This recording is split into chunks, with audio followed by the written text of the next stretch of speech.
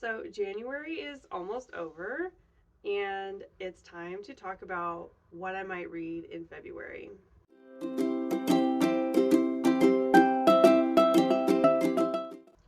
Hi, hello, and welcome back to my channel. My name is Alex, and today is the Maybe series for February.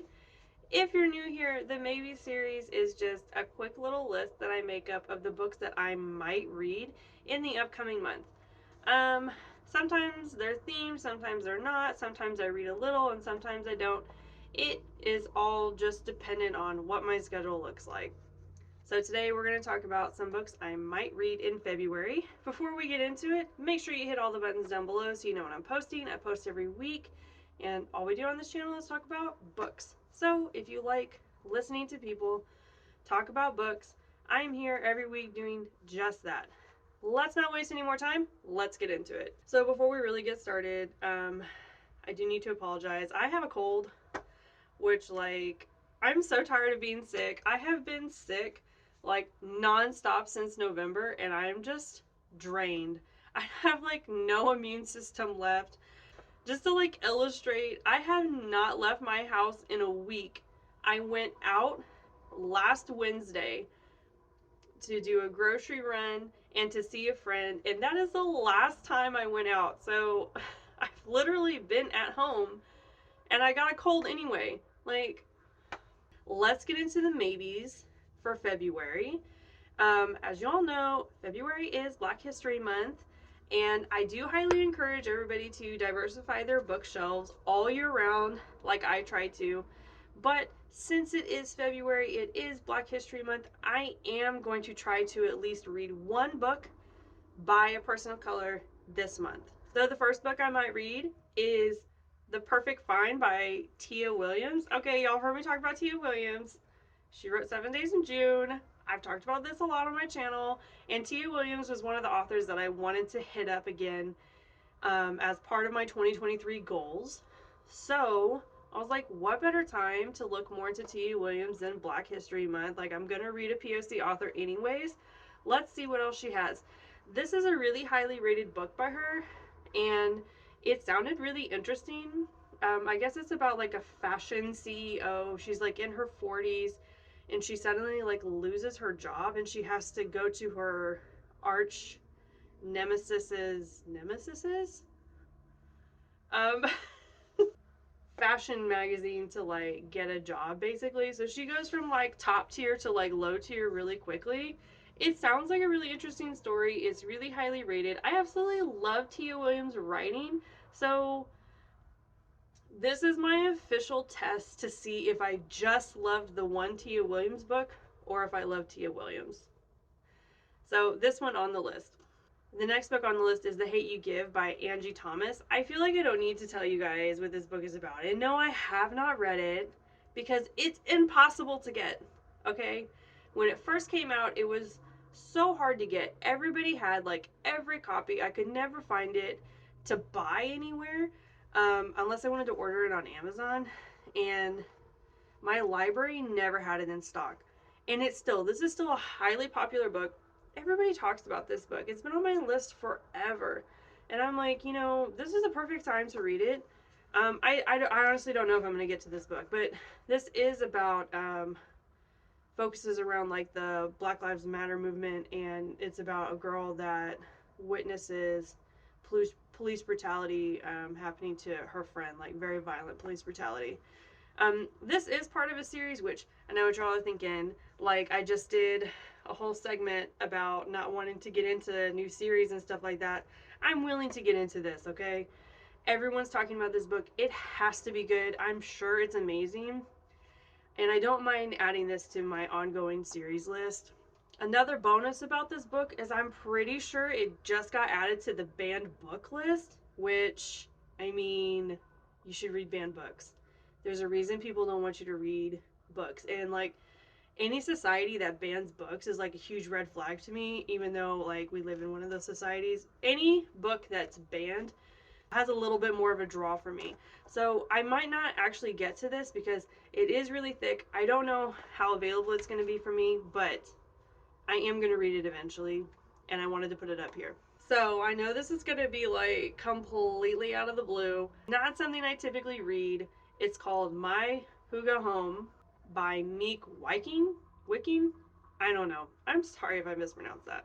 I very typically do not read self help books or nonfiction books or anything like that. I don't typically enjoy books like that. And self help to me is just, it's so hit and miss. Like, I feel like they're either really good books or they're just really not for me.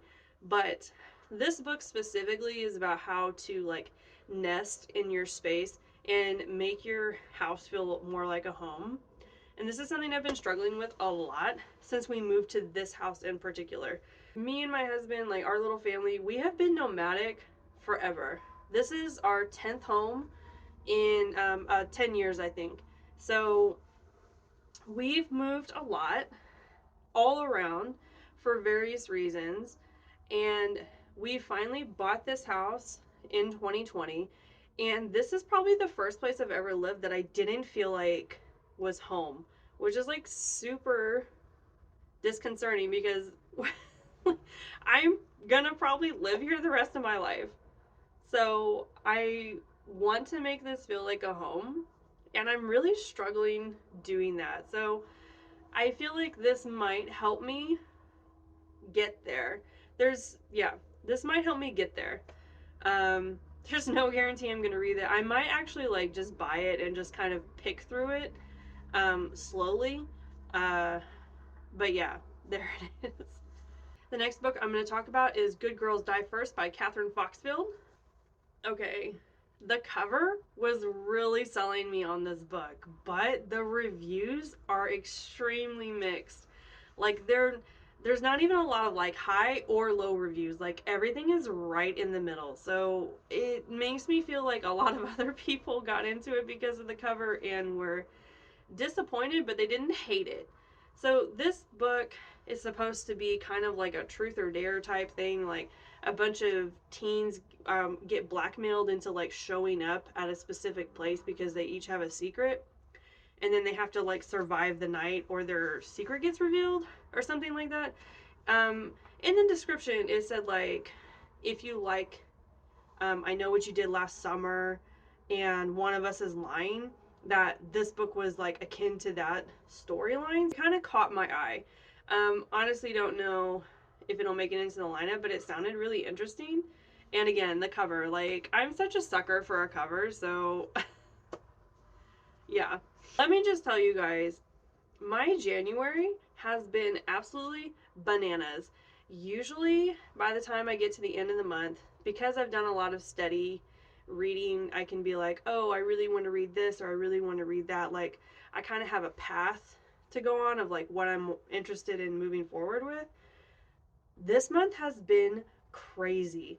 I have been overbooked in my freelancing beta reading for weeks. Like, I have been just busy.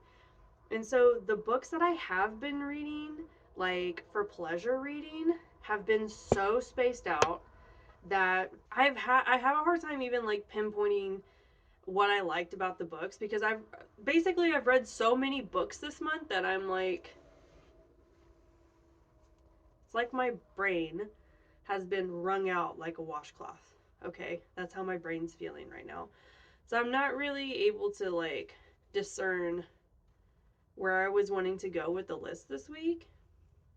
So, preface that how busy January has been to me. I get a notification from my library, and it's like, hey, some books that you put on hold are ready. And I had this moment where I was like, I haven't put any books on hold. Yeah, I did. Like 2 months ago. So, if you remember back to the December maybes, I said I wanted to read The Christmas Murder Game by Alexandra Benedict. And I really wanted to read this book. Like, it was so up my alley.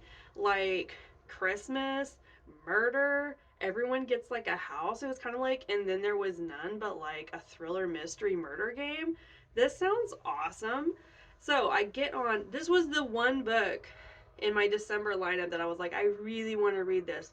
So I get on, I put a hold on it. Oh my God, the hold list was huge. Everybody wanted to read this book.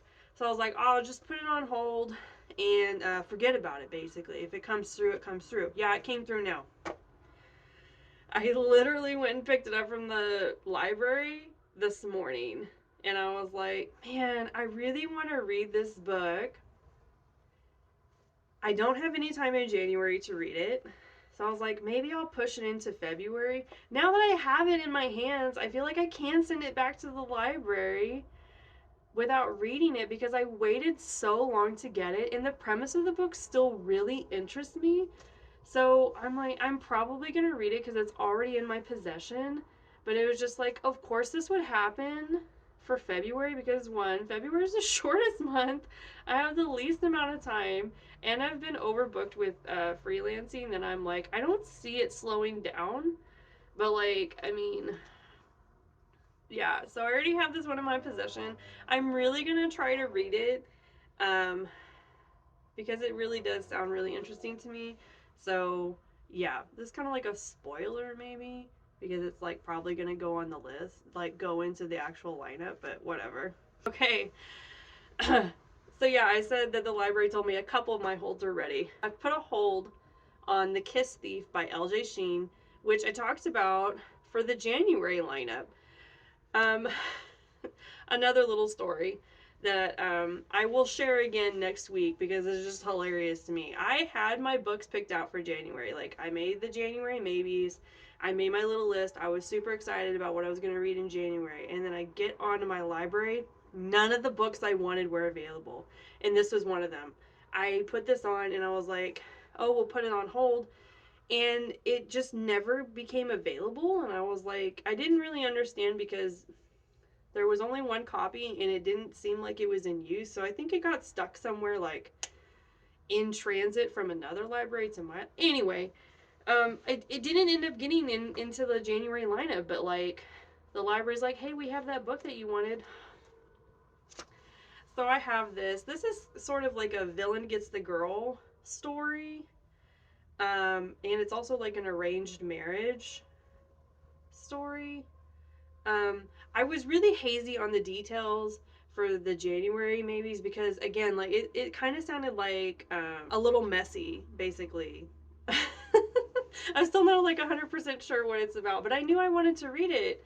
And then when it didn't come through for January, I was like, okay, it's no big deal because my January is like a mess anyway.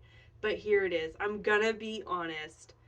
I don't know that it's gonna make it into the February lineup. Unless like the stars align perfectly for February. I don't know how much reading I'm going to get done for February, but I have this book in my possession. It may or may not get read, honestly. Like, I know I was like really set on the Christmas Murder Game book. I'm still wishy-washy on this book. Like, if I have time on top of my other books, I might squeeze it in, but it's not going to go to the top of the list. Like, yes, I have it. We'll just see. As always, there is a spot on my list every month for my book club book. I have no idea what we're gonna read for book club this month. Like usually I have like a good feeling about like which one the group's gonna pick, but it's a really mixed bag this month. I think there's like a fantasy on there, there's a rom-com on there, and then there's like a couple of thrillers, which typically we lean toward thrillers, but like it's a really mixed bag. So I don't know. So yeah, I know that's not that many books. Like typically I have a lot more books on my list, but like I said, my brain is like really fried. I'm a little bit sick. I've been overworking this month, reading other people's like manuscripts and stuff. So like I'm really tired. My brain is just like needs a reboot. But the problem is I don't think it's gonna get a reboot anytime soon. Like I don't think there's gonna be a breath. Like last night I was sitting in my bed and I was finishing up a contract and I was like, I can breathe after this one. And then I got hit this morning with two very big contracts and I'm not going to be able to breathe this week. So I mean, I like being busy. I like having the work, and it's honestly like kind of a dream come true, but also I'm tired. that is the maybes for February. I'm sorry that we were all over the place today. If you've made it this far, make sure you hit all the buttons down below so you know when I'm posting. I post every week. Next week, we're going to talk about the books that I actually read in January.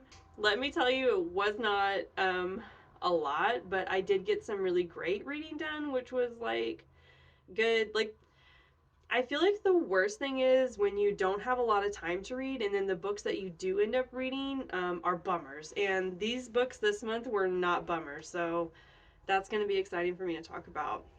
If you have any books that you're planning on reading for Black History Month, drop them in the comment section and maybe we can chat about them. We will talk a little bit about some of my favorite POC books in February, so that'll be super exciting.